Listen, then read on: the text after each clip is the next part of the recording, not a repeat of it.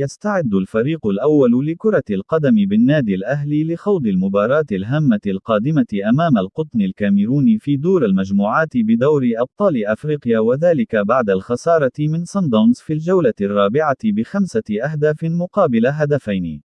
وسيلتقي النادي الأهلي مع القطن الكاميروني ضمن منافسات الجولة الخامسة لدور المجموعات يوم الجمعة المقبل 17 مارس في 6 مساء بتوقيت القاهرة، 7 بتوقيت السعودية وقطر، على ملعب الأخير في الكاميرون. وستذاع المباراة عبر قناة بي إن سبورت 4 وقناة تايم سبورت الأرضية.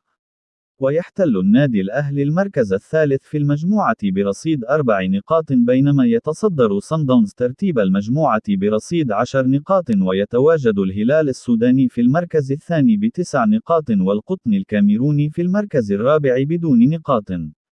ويستضيف الهلال السوداني فريق صن داونز في الجولة الخامسة يوم السبت المقبل 18 مارس في 3 عصرا بتوقيت القاهرة، وستكون مباراة مهمة ومرتقبة للنادي الأهلي ستحدد بشكل كبير المتأهل للدور التالي،